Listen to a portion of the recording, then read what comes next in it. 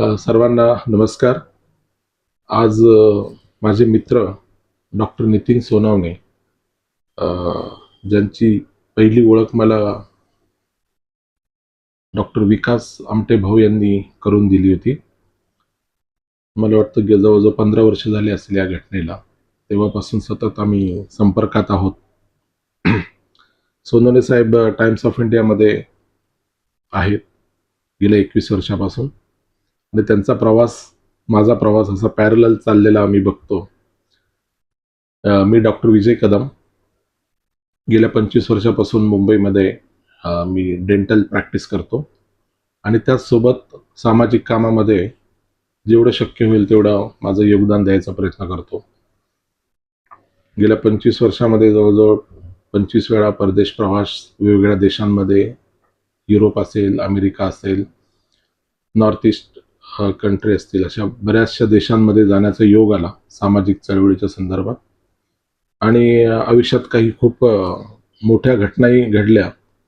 Bill Gates, जे सगळ्या जगात फेमस आहेत, त्यांना भेटण्याचा योग आला. त्यांच्या एका कॉन्फरन्सचं मला आमंत्रण होतं फ्रान्समध्ये. त्याचप्रमाणे फ्रान्सचे जे राष्ट्राध्यक्ष आहेत त्यांना भेटण्याचा योग आला. त्यांची मिनिस्टर आहेत, लॉ मिनिस्टर, त्यांना भेटण्याचा योग आला. युकेच्या पार्लमेंटमध्ये स्त्रियांच्या विषयावर बोलण्याचा मला योग आला. त्याचप्रमाणे कोलंबिया युनिव्हर्सिटी अमेरिकेमध्ये डॉक्टर बाबासाहेब आंबेडकर यांची सेंटेनरी ज्यावेळेस सेलिब्रेट झाली त्यावेळेसही मी विशेष अतिथी होतो. युनायटेड नेशन्सच्या एका कार्यक्रमाला मी विशेष आमंत्रित होतो आणि तिथल्या गाला डिनरमध्ये संध्याकाळी जवळजवळ 100 देशाचे प्रतिनिधी आले होते. तिथेही बोलण्याची संधी मिळाली. थायलंडच्या पार्लमेंटमध्ये जाता आलं. तर अशा वेगवेगळ्या देशांमध्ये मी जाऊन आलो. नुकताच जपानला मी स्टेट गेटचा दर्जा होता आम्हाला, तिथे आम्ही जाऊन आलो. रशियाचा एक दौरा मागच्या 15 दिवसामध्ये मी केला.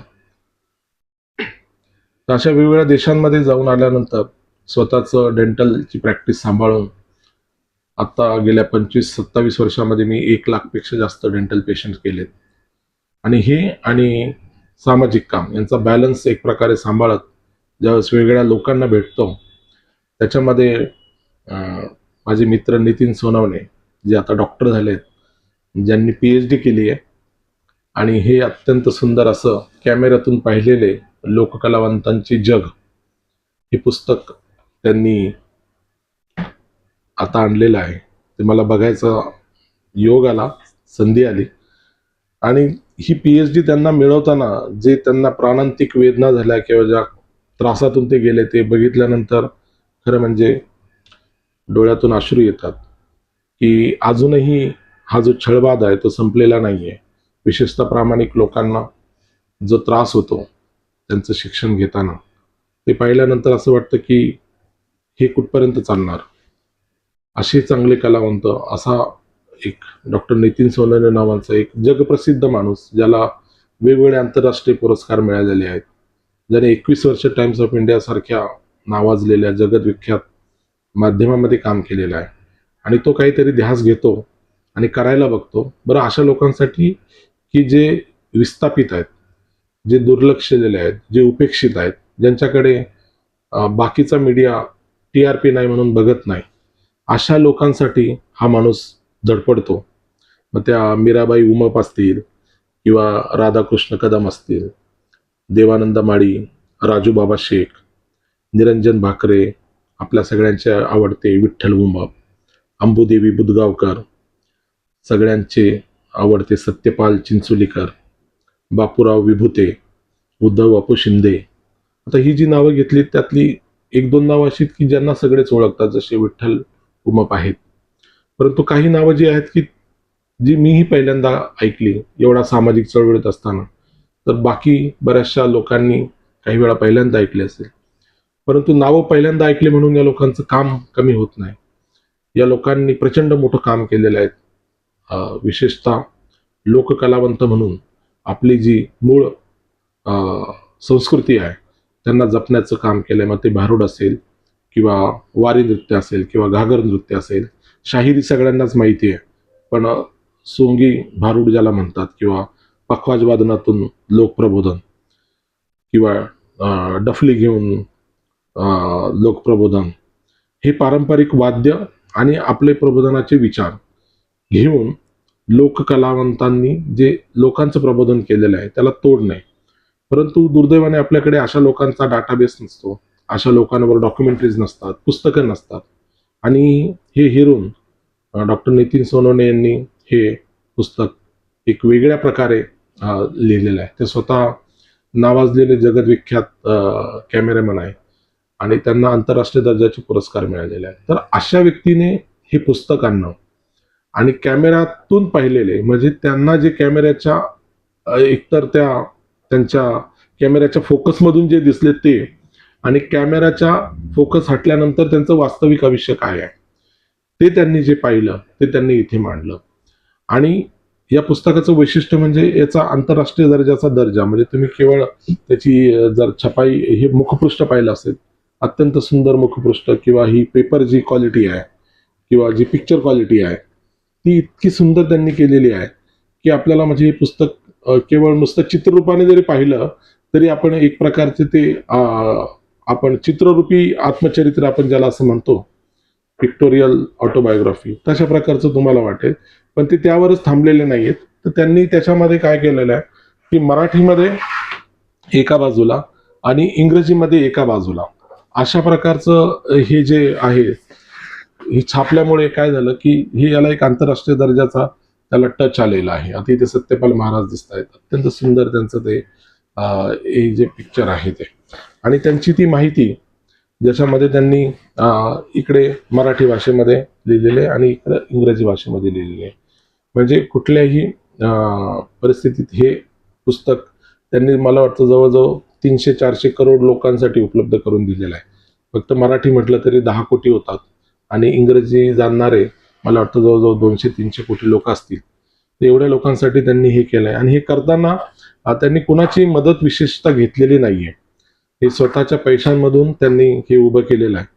आणि आता त्यांना याचं प्रकाशन करायचं आहे. जवळजवळ 1000 कॉपी काढून हे लोकांपर्यंत न्यायचं त्यांचा मानस आहे.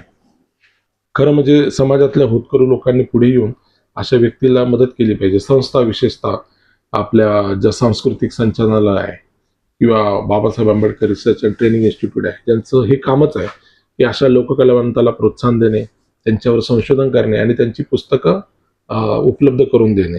पण आमचे मित्र नितीन सोनवणे हे कुणाच्या जास्त पुढे पुढे करत नाहीत म्हणा, किंवा त्यांचा तो स्वभावच नाही. कलावंतांचा तो खऱ्या कलावंतांचा नसतोच. पण ज्याला त्याची जाणीव आहे ती त्यांना स्वतःहून बोलून मला वाटतं त्यांनी ह्या गोष्टीवर लक्ष दिलं पाहिजे. कारण की 100 वर्षातून अशी लोक जन्माला येतात जे लोकप्रबोधन करतात, आणि त्यांच्यावर पुस्तक आणणारी मला वाटतं किती लोक आहेत मला अजून माहीत नाही. परंतु मी अभिनंदन करेल डॉक्टर नितीन सोनवणे यांचं की त्यांनी अशा प्रकारचं पुस्तक आणलंय. म्हणजे मला तर वाटतं की याच्यातून डॉक्युमेंटरीज तयार झाल्या पाहिजे. BBC-वरच्या ज्या डॉक्युमेंटरीज असतात, अत्यंत चांगल्या दर्जाच्या डॉक्युमेंटरीज असतात, तर ह्याच पुस्तकाचं पुढे डॉक्युमेंटरीसाठी रूपांतर होईल अशा प्रकारचे 10 एपिसोड किंवा 20 एपिसोड मला इथे दिसत आहेत. प्रत्येकाचं त्यांनी एकदम छान संकलन, माहिती, आणि अगोदर मला वाटतं जवळजवळ 700 पानं लिहिली होती, ती आता त्यांनी जवळजवळ 300 पानावर आणलेली आहे. तर त्यामुळे हा इतका चांगला ऐवज उपलब्ध आहे. एक प्रकारचा हा संदर्भ ग्रंथ आहे. आणि आपलं संस्कृती जर जपायची असेल, भारतीय संस्कृती, मूळची संस्कृती, जिची स्थापना मला वाटतं 60-65 हजार वर्षापूर्वी मानवाची जेव्हा उत्क्रांती होऊन साऊथ आफ्रिकेतून तो या भारत भूमीवर ज्याने पहिल्यांदा पाऊल ठेवलं 65,000 वर्षापूर्वी, तेव्हापासून तो उत्क्रांत होत गेला. तो उत्क्रांत झाला, त्याला सांस्कृतिक संदर्भ आहे. आणि म्हणून अशा सांस्कृतिक संदर्भाला आपण जपलं पाहिजे, मोठं केलं पाहिजे, इतरांपर्यंत शेअर केलं पाहिजे आणि याला प्रसिद्धी दिली पाहिजे. ते स्वतः माध्यमात आहेत परंतु स्वतःच्या प्रसिद्धीसाठी कधी पुढे येत नाहीत. तसे ते त्या अर्थाने लाजाळू म्हणावं लागतील. परंतु मी माझ्या मीडियातील लोकांनाही विनंती करतो की एकदा तरी तुम्ही हे पुस्तक नजरे घालून बघा. मला तुम्हाला काहीच बोलायची गरज लागणार नाही. जे खरोखरचे